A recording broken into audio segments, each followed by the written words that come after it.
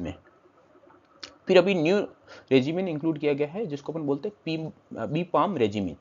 This is from the TB practical या ZeNix TB trial by the WHO, जिसमें trial किया गया TB practical ZeNix TB trial में WHO से, उसमें सक्सेस हुआ तो उसको यूज किया जा रहा है। The union of the ministry of health and family welfare of India has also approved the introduction of the BPaLM regimen. क्या इंडिया में भी बीपाम रेजिमेन वो यूज होने लगा है। BPaLM is a 4 drug combination all oral regimen for the multi drug resistant या rifampicin resistant TB cases के इसके अपन MDR या RR टीबी केसेस में अपन यूज कर सकते हैं। और बीपाम में क्या क्या ड्रग, कौन कौन सी ड्रग होती है? Bedaquiline, PM means pretomanid, L mean linezolid और M मीन्स द मोक्सीफ्लोक्सासिन। और ड्यूरेशन क्या है इसकी? 6 मंथ के लिए अपन यूज करते हैं। If moxifloxacin cannot be used due to resistant or contraindication, the regimen is called BPAL। कि अपन यदि मोक्सिफ्लोक्सासिन के अगेंस्ट रेजिस्टेंट या कुछ भी प्रॉब्लम है, कॉन्ट्राइंडिकेशन या कुछ भी है, तो उस वजह से अपन इसको एक्सक्लूड करते हैं, बाकी बीपाल रेजिमेन यूज करते हैं। ड्यूरेशन है 6 मंथ, टोटल ड्यूरेशन है बीपाल रेजिमेन की।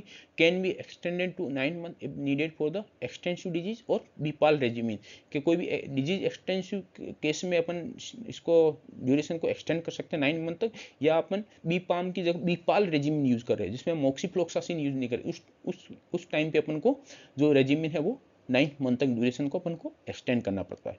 फिक्स डोज है, all oral, must shorter than the conventional regimen की मस्ट शॉर्टर है, जो अपन को शॉर्टर है वो 9 to 11 मंथ तक कंज्यूम करना पड़ता है, और जो लॉन्गर है वो 18 to 24 मंथ तक कंज्यूम कर, उसमें कॉम्प्लायंस साइड इफेक्ट ज़्यादा है, तो ये इसलिए अभी यूज़ किया गया शॉर्टर है और ओरल है और कन्वीनियंट है और कॉम्प्लायंस भी है पेशेंट के लिए। अब इसके इंडिकेशन क्या क्या है बीपाम रेजिंग के? पल्मोनरी टीबी केसेस और all form of extra pulmonary TB cases except the TB involving the CNS, osteoarticular TB और डिसएमिनेटेड मींस मिलियरी टीबी। इन तीनों कंडीशन में अपन बीपाम रेजिमेन यूज नहीं करते, बाकी सब फॉर्म में अपन ये बीपाम रेजिमेन यूज कर सकते हैं। पेशेंट इज एज 14 ईयर और ओल्डर, क्या इसमें 14 ईयर से लेस है, इसमें कॉन्ट्राइंडिकेटेड है, जो एज है वो 14 या 14 मोर देन 14 होनी चाहिए। No known allergy to any of the BPaLM component, कोई एलर्जी नहीं हो किसी ड्रग के लिए। No evidence of the resistant to bedaquiline, linezolid, delamanid या प्रेटामेनिड। और patient has not been previously expose to any of the component drug for the more than 4 week या more than 1 month or longer। When the exposure to the component when exposure to the component of drug is greater than the 4 week in duration, the patient may receive the BPAM regimen if the resistance to the specific medicine with such exposure had definitely been ruled out। यदि किसी भी के अपन कोई चारों drug है इसके खिलाफ resistant नहीं होना चाहिए, और यदि और मोर देन 1 मंथ यूज नहीं होना चाहिए। यदि मोर देन मंथ कोई भी ड्रग पहले से यूज कर रखी है तो उसके खिलाफ हम ड्रग सेंसिटिविटी टेस्ट करेंगे, वो नेगेटिव आएगी तो अपन फिर बीपाम जो भी रेजिमेन है इसको कंटिन्यू कर सकते हैं। फिर all people regardless of the HIV status, के हर किसी को दे सकते हैं, इसमें HIV पॉजिटिव नेगेटिव का कोई भी नहीं है, HIV पॉजिटिव या नेगेटिव कुछ भी हो तो दोनों में ये बीपाम रेजिमेन यूज कर सकते हैं।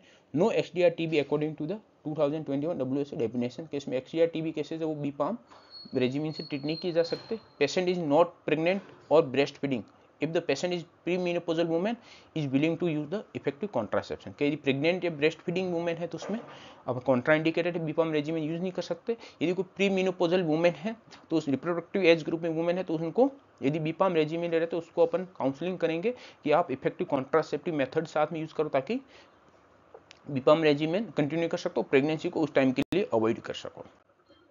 फिर है dosing of the component drug for the adult and adolescent age more than 14 year for BPaLM, के बीपाम यूज करते हैं उसकी एज है 14 या मोर देन 14 होनी चाहिए, उसके लिए डोजिंग कंपोनेंट क्या है? तो बेडाक्विलिन 100 mg टेबलेट आती है, तो रोज होती है 400 mg once daily for 2 week, then the 200 mg 3 time per week afterward, ये अपन यूज कर सकते हैं एक।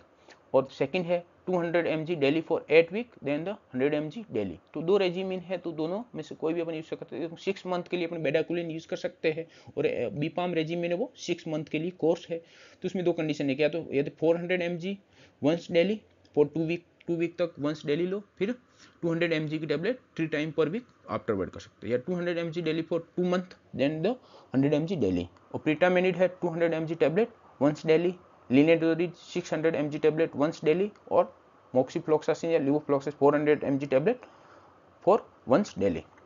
तो ये बीपाम रेजिमिन हो गया। इसके इंडिकेशन क्या अपन देख ली, एमडीआर रिफॉर्मेशन टीबी केस हो गया, age more than 14 year old हो गया, प्रेगनेंसी इसके कॉन्ट्रा इंडिकेशन है, लैक्टेटिंग वुमेन कॉन्ट्रा इंडिकेशन, या एज लेस देन 14 ईयर है वो कॉन्ट्रा इंडिकेशन है। और यदि किसी ने ड्रग यूज कर ली मोर देन 1 मंथ, उसमें अपन को ड्रग ससेप्टेबिलिटी टेस्टिंग करते हैं। उसमें यदि टेस्टिंग नेगेटिव आती है, मतलब ससेप्टेबिलिटी पॉजिटिव होती है और रेजिस्टेंट एब्सेंट होता है, तो उसमें अपन बीपाम रेजिमेन स्टार्ट कर सकते हैं। एडवांटेज क्या है, और oral no painful injection, shorter 6 month versus 18 to 24 month, large होता है 6 मंथ के लिए, शॉर्टर है, हाई ट्रीटमेंट सक्सेस है, अराउंड 89% इन नेक्स्ट टीबी और जेनेक्स टीबी ट्रायल में 89% इसकी ट्रीटमेंट सक्सेस रेट है। तो और जो नॉर्मल यूज करते हैं उसमें अपन नॉर्मल टीबी रेजिमेन यूज करते हैं उसमें 52% सक्सेस रेट है, better tolerated compare to the older regimen, जो ओल्डर रेजिमेन है उसके कंपेयर में बेटर कॉम्प्लायंस और बेटर टॉलरेटेड है।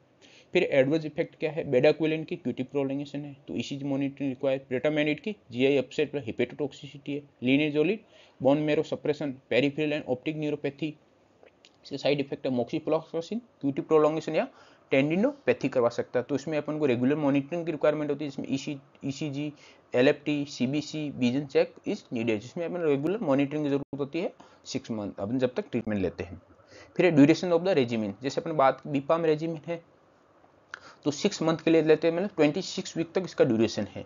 और यदि अपन बीपाल रेजिमेन यूज करते हैं तो 9 मंथ के लिए यूज करते हैं, मींस 39 वीक। यदि किसी भी इसमें मिसिंग डोजेज ऑफ ऑल 3 और 4 drug in the regimen should be avoided.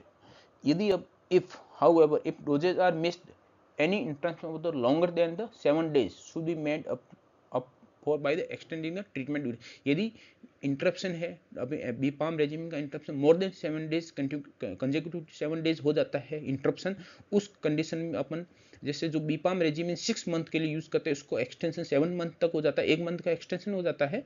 और बीपाल रेजिमेन है वो 9th मंथ के लिए अपन ट्रीटमेंट यूज करते हैं, उसका एक्सटेंशन 1 मंथ एक्सटेंशन हो गए 10 मंथ का ट्रीटमेंट हो जाता है।